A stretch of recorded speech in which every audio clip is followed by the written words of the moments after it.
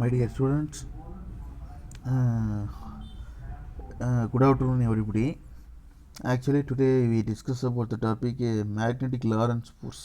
Okay, the magnetic Lorentz force எங்கிறதுனா கீழே இருக்கு பாருங்க. 1.1 sorry 3.10 லாரன்ஸ் ஃபோர்ஸ் அப்படின்னு சொல்கிறோம். லாரன்ஸு ஃபோர்ஸ் இது கொஞ்சம் ஈஸியான டாபிக் தான், சரியா? பட் இதுக்கு முன்னாடி ஒரே ஒரு டாப்பிக்கு, தட் இஸ் டொராய்டு அப்படின்னு சொல்லிட்டு ஒரு டாபிக் 3.9.5. இந்த டொராய்டு 3.9.5 வந்து நம்ம அடுத்த கிளாஸ் பார்க்கலாம், சரியா? ஏன்னா நம்ம இதுக்கு முன்னாடி நம்ம பார்த்தது எல்லாமே வந்து பார்த்திங்கன்னா இன்டகிரேஷனை பேஸ் பண்ணி இருக்கக்கூடிய கொஷின் தான் பார்த்தோம், சரியா? இந்த இன்டகிரேஷனை பேஸ் பண்ணி நம்ம பார்த்ததுனால இப்போ என்ன பண்ணுறோம்னா கொஞ்சம் கண்டினியூஸாக கொஞ்சம் இன்டகிரேஷன் பார்க்கறதுக்கு பதிலாக கொஞ்சம் தியரி கான்செப்ட்டு, ஈஸியான கான்செப்டை பார்த்துட்டு அப்புறம் எந்த கான்செப்டை பார்க்கலாம், சரியா? டொராய்டு அப்படின்றது தமிழில் வந்து வட்ட வடிவ சுருள் அப்படின்னு சொல்கிறோம், சரியா? இதுக்கு முன்னாடி பார்த்தது சொலினாய்டுனா நீண்ட வரிச்சுருள் அப்படின்னு சொல்கிறோம். சொலினாய்டுனா என்னது? நீண்ட வரிச்சுருள், ஓகேவா? நீண்ட வரிச்சுருள் முன்னாடி பார்த்தோம். இந்த நீண்ட வரிச்சுருள் சொலினாய்டில் n number of turns இருக்கும். இந்த n number of turns வழியாக when applying current the magnetic field is produced அப்படின்றத பார்த்தோம். ஓகே, நான் அதுக்கு அடுத்த டாபிக்கு டொராய்டு வந்து பார்த்தீங்கன்னா சொலினாய்டு வந்து பெண்ட் பண்ண அனதர் ஒன் ஃபார்ம் தான். ஸோ இதுக்கு வந்து இன்டகிரேஷன் மெத்தட்லாம் இருக்கிறதுனால கொஞ்சம் கிரிட்டிக்கல்லாம் இல்லை, ஈஸி தான். பட் இருந்தாலும் ஒரு டாபிக் அடுத்த கிளாஸ் டிஸ்கஸ் பண்ணுவோம். Today we discuss about the topic Lorentz force அப்படின்னு சொல்கிறோம், சரியா? லாரன்ஸ் ஃபோர்ஸ்னால் the scientist established Lorentz force, scientist name வந்து லாரன்ஸு, சரியா? அந்த it is based on the charge, electric charge base பண்ணி இருக்குது அப்படின்னு சொல்கிறோம். That is, when an electric charge Q is kept at a rest in magnetic field. இப்போ magnetic ஃபீல்டில் rest பொசிஷனில் சார்ஜ் இருக்குது அப்படின்னா கன்சிடர் பண்ணுறோம். Rest position in magnetic field, no force act on it அப்படின்னு சொல்கிறோம். No force acts on it அப்படின்னு சொல்கிறோம்.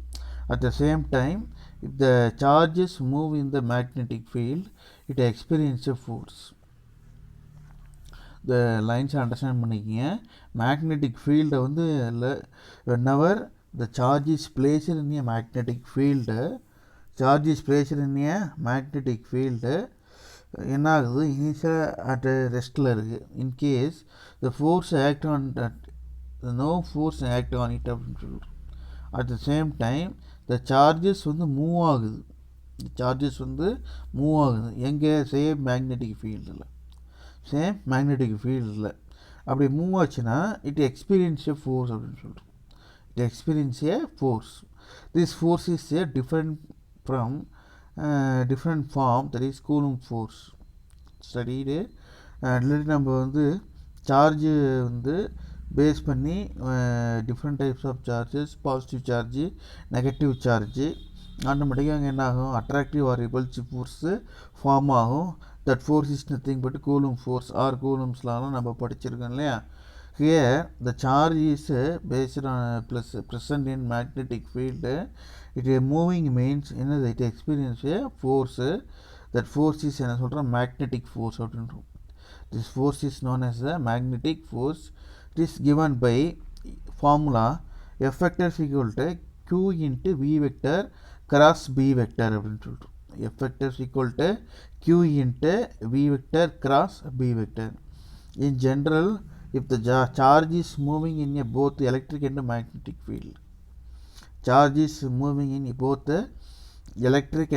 magnetic field, the total force experienced the charge, that is F vector is equal to Q into E vector plus B vector cross B vector is known as the Lorentz force அப்படின்னு சொல்கிறோம். ஓகேவா? ஆக்சுவலாக why here we are consider electric field அப்படின்னா whenever the magnetic field is present means in perpendicular direction the electric field is also present. So the electric field value E vector, the magnetic field value V cross B vector, and the charge and the value இதை மூணையும் add பண்ணோம்னா multiply பண்ணி add பண்ணி என்ன பண்ணியிருக்கோம் அப்படின்னா we can get the total force value. The total force value is equal to F vector அப்படின்னு சொல்லிட்டு ஓகேவா. The force on a moving charge, next one பாருங்கள், force on a moving charge in a magnetic field. இது first introduction மாதிரி நான் சொல்லிட்டேன். Lawrence force அப்படிங்கிறது just introduction மாதிரி சொல்லியாச்சு. உடனே என்ன பண்ணுறோம்னா அதுக்கு அடுத்தது the force on a moving charge in a magnetic field when an electric charge Q is moving. When an electric charge Q is moving with the velocity V vector in the magnetic field. The magnetic field. V is the velocity, B is the magnetic field. அவ்வளோதான். It experiences a force is called another magnetic force Fm vector.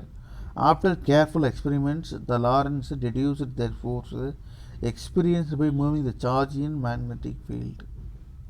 ஓகேவா. ஏன்னா இங்கே ஒன்றும் இல்லை, ஜென்ரலாக என்ன பண்ணியிருக்காரு, ஒரே ஒரு சிங்கிள் சார்ஜ் எலக்ட்ரானை வந்து அவர் எடுத்திருக்கார்.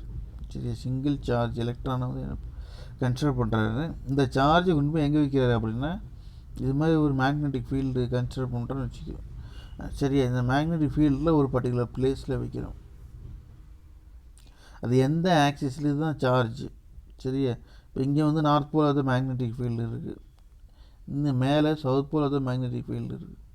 Number of magnetic field lines north pole to south pole இப்படி போகும், இப்படி இமேஜின் பண்ண. ஓகேவா. இன்பிட்வீன் கேப்பில் என்ன பண்ணுறோம், ஆரிஜின் கன்சிடர் பண்ணுறோம். In between we consider let us assume that origin. இந்த ஆரிஜினில் one of the point charge imagine பண்ணுறோம். One of the point charge is imaged. இப்போ one of the point charge is imagine அப்படின்னா what happen, the charge is initially at rest அப்படின்னா there is no force அப்படின்றோம். சரியா, in case the charge வந்து move ஆகுது அப்படின்னா இந்த டைரெக்ஷனில் எனக்கு டைரெக்ஷன் மூவ் ஆகுதுன்னா அங்கே வந்து என்ன ஆகுது, சம் கைண்ட்ஸ் ஆஃப் ஃபோர்ஸ் இருக்குது அப்படின்னு சொல்கிறோம். தட் கைண்ட் ஆஃப் ஃபோர்ஸ் இருக்கப்போ இந்த எலக்ட்ரிக் ஃபீல்டுனால கண்டிப்பாக என்ன இருக்கும், மேக்னெட்டிக் ஃபீல்டு பர்பெண்டிகுலர் டைரெக்ஷன் இருக்கும். ஸோ என்ன பண்ணுறோம், magnetic field value B vector இந்த வி வெக்டர், இது வந்து மேக்னெட்டிக் ஃபீல்டு. சரியா, ப்ளஸ்ஸு எலக்ட்ரிக் ஃபீல்டு வேல்யூ வந்து என்னது, E vector. Electric field value E vector. அப்போ E vector plus V cross B vector that is equal to என்ன சொல்கிறோம்னா F vector அப்படின்னு சொல்கிறோம். சரியா, the F vector is nothing but magnetic Lorentz force. Okay, இப்போ இங்கே என்ன பாருங்கள், when the electric charge Q is moving with velocity V in a magnetic field B, it experiences a force, it is called magnetic force, that is Fm. சரியா, after careful experiments அப்படின்னா அவர் என்ன பண்ணுறாரு, மறுபடியும் என்ன பண்ணுறாரு, இன்னும் கொஞ்சம் எப்படி சொல்கிறது, இன்னும் கொஞ்சம் டீப்பாக இறங்கி ஸ்டடி பண்ணுறாரு. இப்படி இன்னும் கொஞ்சம் டீப்பாக இறங்கி ஸ்டடி பண்ணுறப்ப after careful experiments the Lorentz reduced that the force experienced by moving charge.